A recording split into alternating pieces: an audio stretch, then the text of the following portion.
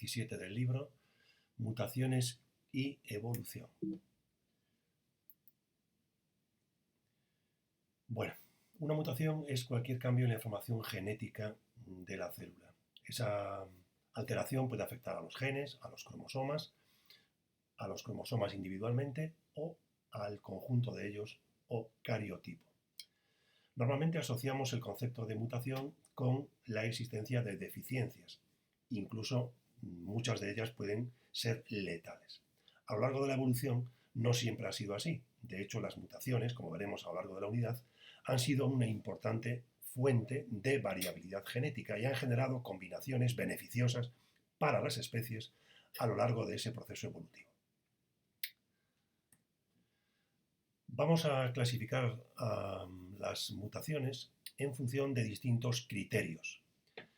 Podemos clasificarlas por los efectos que producen en perjudiciales, beneficiosas o neutras. También las podemos clasificar en función de las células que resulten afectadas por la mutación.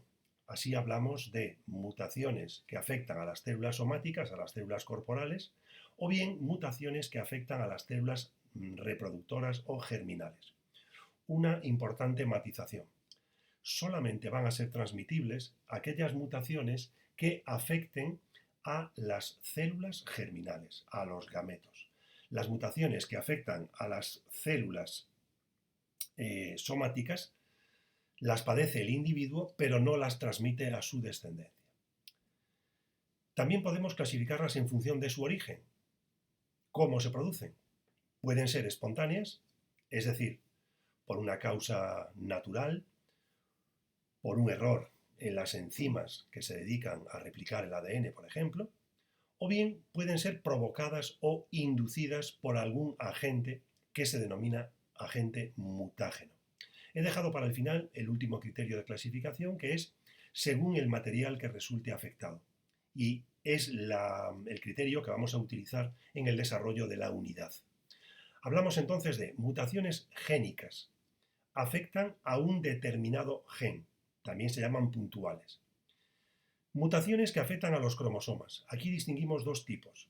Unas a las que vamos a llamar cromosómicas, pero en realidad nos referimos a mutaciones que afectan a la estructura de los cromosomas, y mutaciones genómicas. Afectan también a los cromosomas, pero al número de cromosomas que posee una especie, como veremos a continuación.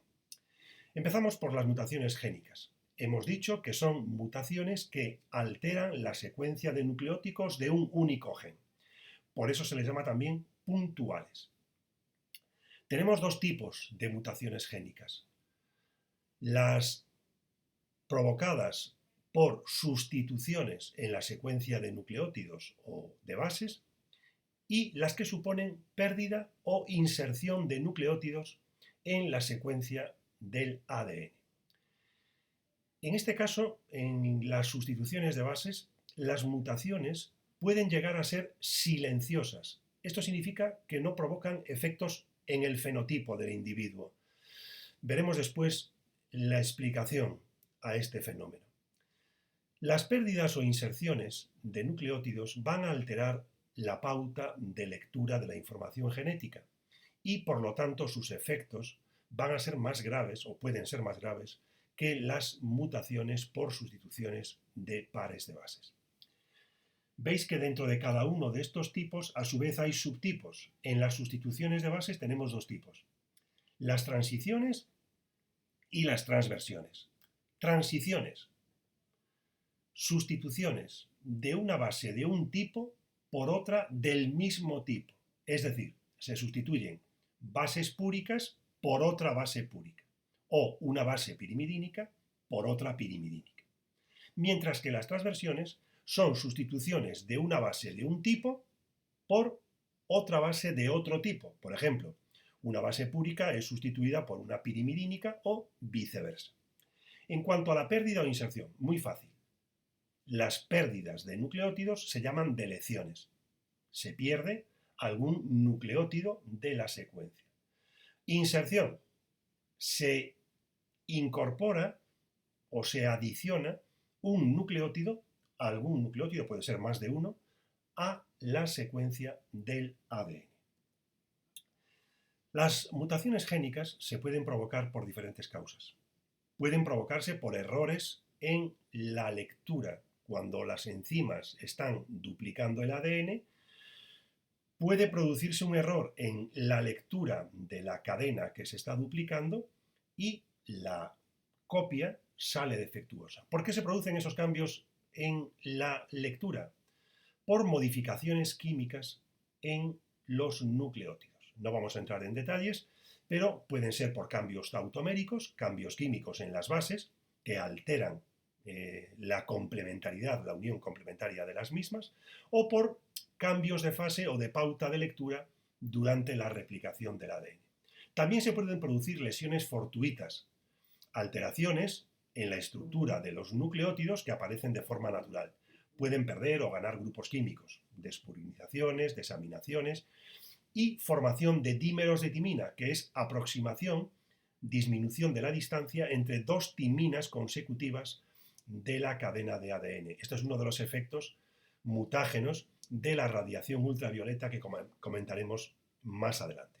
También pueden ocurrir las mutaciones génicas por transposiciones, que son cambios de lugar espontáneos de determinados segmentos de ADN, que pueden comprender un gen o varios. A estos segmentos que pueden cambiar de posición en el ADN se les denomina transposones. Bien, veamos ejemplos de estos tipos de mutaciones génicas que acabamos de relatar. Aquí tenéis los dos tipos de mutaciones por sustituciones de bases. Hemos dicho que teníamos transiciones cuando una base de un tipo es sustituida por otra base del mismo tipo. Aquí tenéis en la secuencia original una timina y la mutación ocasiona que esa timina sea sustituida por una citosina, que es del mismo tipo, pirimidínica por pirimidínica. Por eso es una transición. Esta mutación va a tener efectos en la duplicación de ese ADN. Veis que aquí se ha formado finalmente una pareja de nucleótidos que es completamente distinta a la que tendría que estar. En cuanto a las transversiones, una base, en este caso pirimidínica, es sustituida por una púrica. Se cambia el tipo de base, por eso hablamos de una transversión. Los efectos son los mismos que antes. Se ha cambiado el par de bases. Bueno, consecuencias de las mutaciones génicas. Hemos dicho que las sustituciones de bases, al provocar la alteración de un único triplete, pueden no tener consecuencias. Es lo que se llaman mutaciones silenciosas. También puede tener consecuencias, claro. Si la alteración de un único triplete ocasiona que un triplete se convierta en un triplete de parada, eso va a tener consecuencias. O que el aminoácido que se cambie sea un aminoácido del centro activo de la enzima, que es una parte muy importante de esa molécula y puede alterar su función. También hemos dicho que las mutaciones génicas que suponen adiciones o deleciones de nucleótidos van a tener consecuencias más graves porque suponen una alteración de la pauta de lectura y pueden ocasionar cambios en muchos de los aminoácidos de la proteína. Aquí tenéis unos cuantos ejemplos. Tenéis el ADN original, esto es la mutación, los cambios consecuentes en el ARN mensajero y veis que el aminoácido resultante de la traducción es el mismo. ¿Por qué? Por la redundancia del código genético. Las dos primeras bases eran constantes y la tercera podía cambiar. Entonces, como ha cambiado la tercera base, estos dos tripletes o codones codifican para el mismo aminoácido. No hay efectos en la secuencia de aminoácidos de la proteína, la mutación sería silenciosa.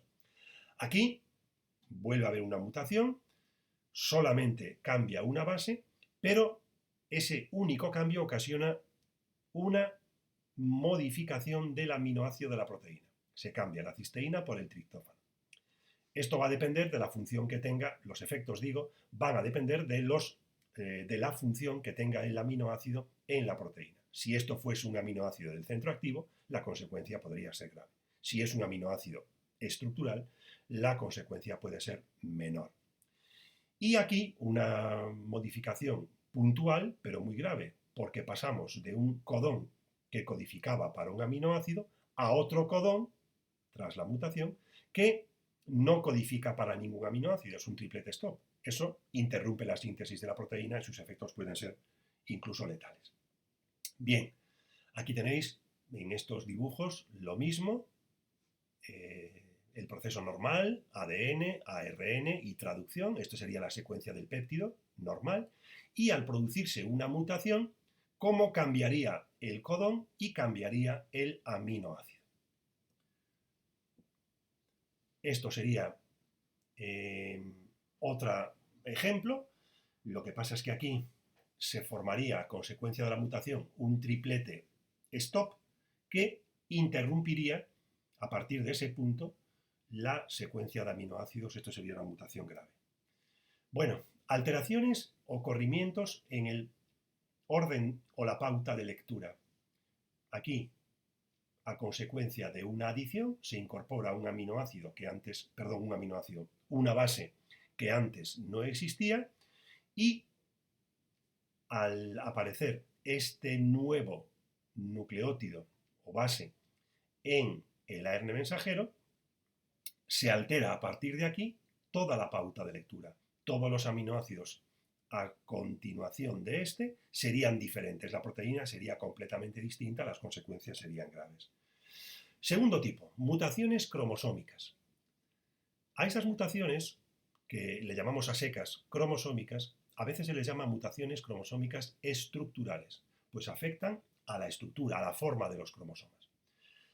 Decimos que se pueden detectar en pruebas citogenéticas, es decir, en pruebas de análisis de cromosomas, puesto que, como es un cambio de forma, se pueden apreciar con un microscopio. Hay dos tipos: las que suponen pérdida o duplicación de segmentos del cromosoma, o las que suponen variaciones en la distribución, en la colocación de esos segmentos. Las veremos después con dibujos. Van a tener diferentes consecuencias sobre el portador de la mutación. También lo veremos después. Dentro de las que suponen pérdida o duplicación de segmentos, muy fácil. Deleciones cromosómicas y duplicaciones. Muy fácil. Deleciones, pérdida de un trozo del cromosoma. Ese trozo puede tener un gen o más. Duplicación, se repite un segmento de un cromosoma. Lo mismo, esa duplicación puede afectar a un gen o a varios. Las que suponen cambios en la distribución de los segmentos. Inversiones. Son segmentos cromosómicos que se invierten, se ponen del revés, giran 180 grados. Tenemos dos subtipos: pericéntricas, si la inversión incluye el centrómero del cromosoma, y paracéntricas, si no lo incluye. Translocaciones, cambios de lugar de un segmento cromosómico. Son recíprocas cuando se producen entre dos cromosomas no homólogos y no recíprocas cuando no hay intercambio. Se llaman transposiciones. Es decir, un trozo de un cromosoma salta a otro, pero este no le devuelve un trozo al anterior. Son intercambios movimientos sin intercambio. Veámoslo con dibujos. Mutaciones cromosómicas por deleción. Desaparece este trozo de un cromosoma. ¿Veis que ese trozo tiene dos genes, el H y el I? Aquí quedaría el cromosoma sin esos trozos. Duplicación. Este segmento del cromosoma se duplica, se coloca a continuación. ¿Veis? Aquí está duplicado. Inversiones. Este segmento con los genes E, F, G y H gira, se invierte 180 grados. Aquí los tenéis del revés. H, G, F. Es paracéntrica porque no afecta al centrómero. Sería pericéntrica si se invirtiesen estos genes, por ejemplo. El D pasase para aquí y el B para aquí, afectando al centrómero. Translocación. Aquí tenéis dos cromosomas que no son homólogos y que se intercambian trozos. El trozo HI de este se va a intercambiar con el 5, 6 y 7 de este otro. Así quedaría. ¿Veis? Es una translocación recíproca. Hay intercambio. Esta es una translocación no recíproca. Este trozo de este cromosoma salta a este, pero este no le devuelve ningún trozo al anterior. Es no recíproca. Bueno, fotografías de cromosomas alterados. Para expertos, claro. Ejemplos de delección. Un cariotipo, un conjunto de cromosomas, con una delección en uno de los cromosomas del par 16. Parece que ¿veis? Este miembro de la pareja es más corto que el de la izquierda porque le falta un trozo. Ejemplo de una delección en uno de los cromosomas del par número 7. Aquí parece que este también es más corto que este otro. Inversión, ¿vale? Las inversiones van a afectar al apareamiento de los homólogos. De esto hablaremos dentro de un rato. Y aquí tenemos una en el par número 10. Claro, al estar cambiados los genes de sitio, el solapamiento, el reconocimiento de los genes homólogos no se produce con normalidad. Bueno, esto es importante. Efecto fenotípico de las mutaciones cromosómicas estructurales. Las delecciones y las duplicaciones producen un cambio en la cantidad de genes y por tanto tienen efectos fenotípicos, por lo general deleterios. Es decir, estas personas afectadas les van a faltar genes en caso de una delección o los van a tener duplicados. Es muy importante que las cantidades de los genes sean las justas. No se puede tener ni de más ni de menos. Por eso los efectos son importantes. Las inversiones y las translocaciones no suelen tener efecto fenotípico, pues el individuo tiene la cantidad correcta de genes. Lo que pasa es que los tienen colocados de forma distinta y esto va a afectar, como os dije antes, al apareamiento de homólogos y por lo tanto a la formación de los gametos durante la meiosis. Por eso los descendientes de estos individuos pueden padecer consecuencias.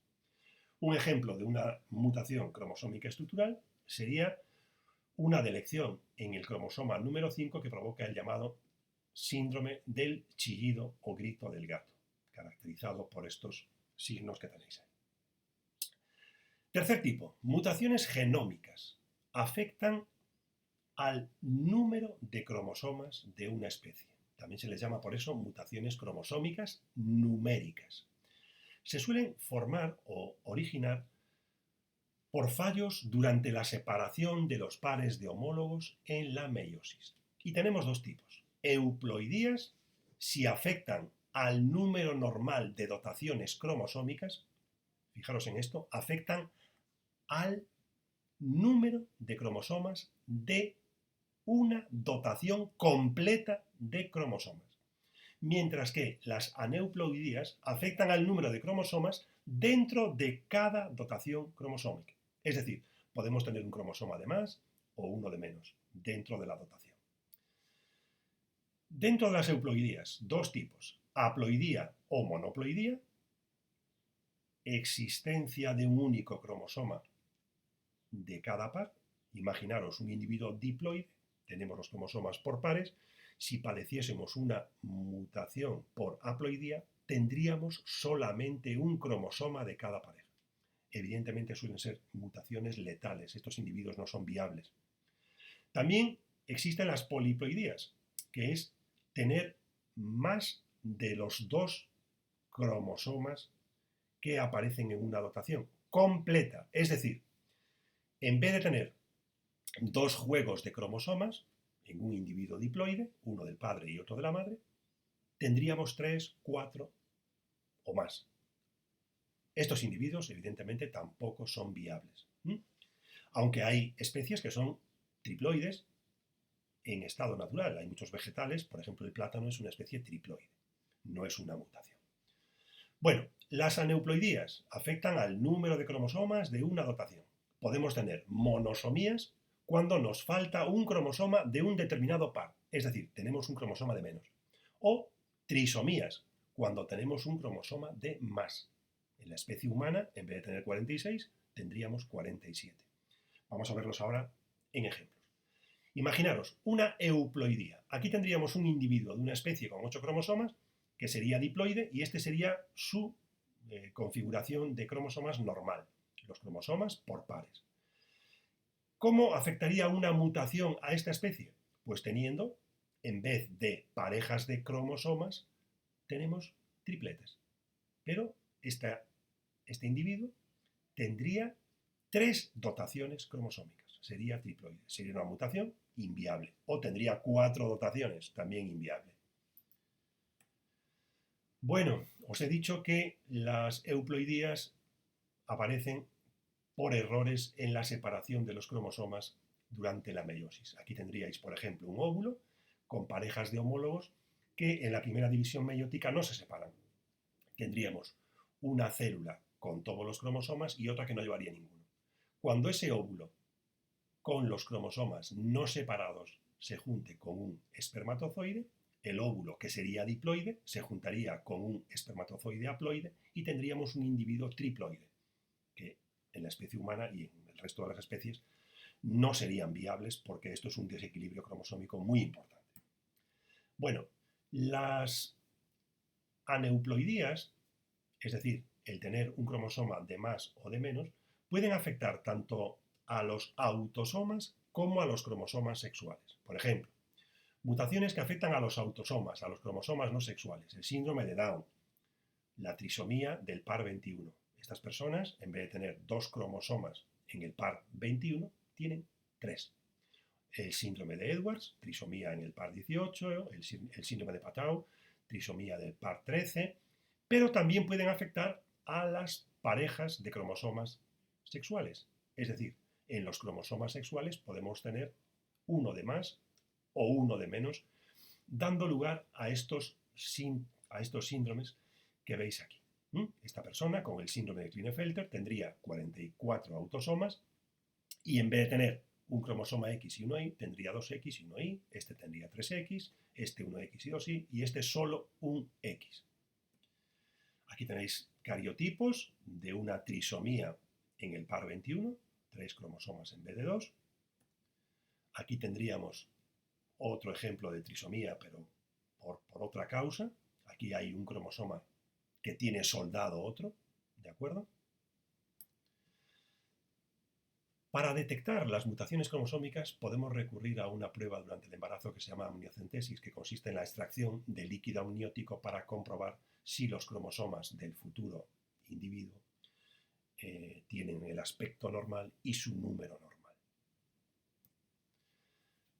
Vamos ahora a describir brevemente los agentes mutágenos, agentes responsables del daño o la alteración en el ADN, es decir, los agentes que causan mutaciones. Los dividimos en físicos o químicos. Dentro de los físicos, las radiaciones, 2 tipos. Radiaciones no ionizantes, por ejemplo, la radiación ultravioleta del Sol, que provoca dímeros de pirimidinas, dímeros de timinas, es decir, que 2 timinas consecutivas en la secuencia se aproximan, disminuye su distancia y eso va a alterar la duplicación y a generar mutaciones. Por eso la toma excesiva de sol puede provocar cáncer de piel por este tipo de mutaciones. Las otras son radiaciones ionizantes de alta energía, como los rayos X, los rayos gamma o las partículas alfa y beta liberadas en explosiones nucleares que dañan físicamente al ADN y provocan mutaciones. En cuanto a las mutaciones o a los agentes químicos, son sustancias que alteran la secuencia del ADN. Son sustancias que se pueden introducir intercalantes entre 2 pares de bases, alterando la lectura, modificando químicamente a los nucleótidos de varias maneras, o incluso incorporar sustancias parecidas a las bases que provocan errores también en el reconocimiento por parte de las enzimas de la replicación. Bueno, vamos a hablar brevemente de la relación entre mutación y cáncer. Ya sabéis que un cáncer supone una proliferación descontrolada de células, la aparición de un tumor, que tiene capacidad de invadir a tejidos u órganos próximos. Las células cancerosas presentan unas características específicas. Crecen de forma desordenada y descontrolada, presentan cambios en su forma habitual, pierden la inhibición por contacto, es decir, no reconocen sus límites y crecen unas sobre otras en varias capas, pueden introducirse en el aparato circulatorio e invadir otros tejidos u órganos, creando metástasis, es decir, tumores secundarios a uno original, y, por último, no sufren apoptosis. Ya lo hemos comentado en clase, la apoptosis es la muerte celular programada que tienen todas las células, un reloj para dejar de dividirse, y en este caso las células tumorales no obedecen esas instrucciones y las consideraríamos como inmortales. Para que una célula se transforme en tumoral o cancerosa, deben producirse una serie de mutaciones en los genes que controlan la proliferación, la división celular. Tenemos los protooncogenes, unos genes presentes en todas las células que estimulan el crecimiento y la división celular normal, controlan esas divisiones.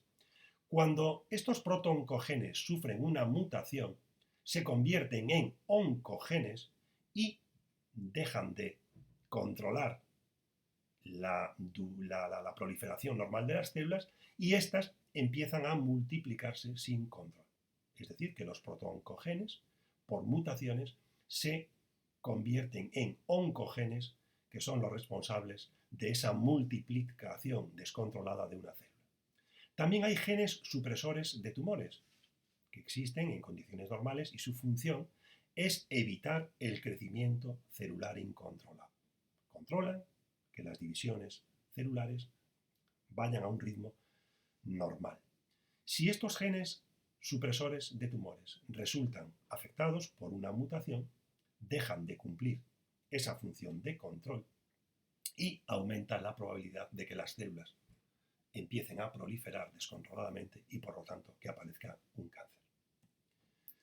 Vamos a terminar con dos pinceladas sobre evolución, es un resumen de lo esencial que ya hemos visto en primero de bachillerato. Vamos a hablar de darwinismo, con sus, digamos, sus aspectos más básicos en titulares. Ya sabéis que una idea fuerza de Darwin fue explicar el mecanismo de la evolución por selección natural y a través de una serie de observaciones que él consiguió en esa vuelta al mundo, en el Beagle, ¿no? En el que recorrió múltiples lugares del planeta, observó lo siguiente. La gran capacidad reproductiva de la mayoría de las especies, que el elevado número de individuos de una especie en un lugar determinado generaba una lucha por la existencia, una competencia por los recursos limitados disponibles, la existencia dentro de cada especie de variabilidad dentro de sus individuos, lo que llamamos una variabilidad intraespecífica, existente de forma natural, los individuos de una especie somos diferentes, y que tras esa competencia, tras esa lucha por los recursos, tanto de comida, espacio, reproducción, etcétera, etcétera, se producía una supervivencia de los individuos más aptos para cada ambiente y para cada momento determinado. Darwin no pudo explicar, acordaros que no se sabía nada del ADN, ni de los genes, ni de lo que sabemos hoy en día, desconocía los mecanismos que generaban o incrementaban la variabilidad en las especies. Hoy sabemos que esos mecanismos que incrementan la variabilidad son la mutación y la recombinación genética que se produce en la formación de los gametos por la meiosis. Hay una serie de evidencias que explican el proceso evolutivo. Esto lo hemos visto en primero, lo repasamos en titulares. Evidencias paleontológicas, es decir, evidencias obtenidas del estudio de los fósiles, que nos sirven para reconstruir series filogenéticas, es decir, la evolución de determinadas especies a lo largo del tiempo, reconstruyendo los fósiles que vamos encontrando. Evidencias biogeográficas, estudian la distribución de las especies en distintos lugares del planeta. Evidencias embriológicas, estudios de anatomía y embriología comparadas. Aquí tenemos los conceptos de órganos homólogos y órganos análogos. Órganos homólogos, aquellos que tienen un origen común, pero ejercen en la actualidad funciones diversas. Y estos órganos homólogos son la prueba de una evolución divergente. A partir de un antepasado común, tenemos ahora diferentes individuos realizando con esos órganos distintas funciones. Y órganos análogos, que tienen un distinto origen evolutivo, pero desempeñan la misma función. Son prueba de una evolución convergente. Y por último, evidencias moleculares, que tienen que ver con el estudio de las secuencias de ADN, de las secuencias de las proteínas, y nos demuestran un origen evolutivo común para todos los seres vivos, evidenciado en la existencia de un código genético universal, todos funcionamos de la misma forma, y la comparación de secuencias de proteínas ha sido un método muy valioso para demostrar que las secuencias más próximas evolutivamente tenemos unas proteínas y por lo tanto un ADN más similar. Terminamos con el neodarwinismo, que es la actualización de la teoría de Darwin al conocimiento de nuestros días. Por lo tanto, el neodarwinismo va a integrar aportaciones de la genética, de la paleontología y de la sistemática, de la clasificación. Aspectos importantes. La población es la unidad evolutiva, no el individuo, porque el individuo, los cambios que sufre un individuo por mutación, los padece ese individuo, pero no los transmite a la descendencia. Sin embargo, la población, el conjunto de individuos, van a sufrir cambios en las frecuencias de sus genes que sí van a ser transmitidas a los descendientes. La variabilidad de la descendencia se debe a la mutación y a la recombinación genética, algo que Darwin no explicó en su día y hoy lo sabemos. Algunas de esas mutaciones son adaptativas, es decir, han servido para mejorar la supervivencia de los individuos que las padecían, otras han sido desventajosas y han conducido a la desaparición de esos individuos. También que la evolución es un proceso gradual y se debe, y además se transmite de generación a generación por cambios en las frecuencias génicas de los individuos de una población. Bueno, esto es todo por este capítulo. Nos vemos en el próximo y podéis saludar al coronavirus que ha estado acompañándonos en estas sesiones de cuarentena. Hasta luego.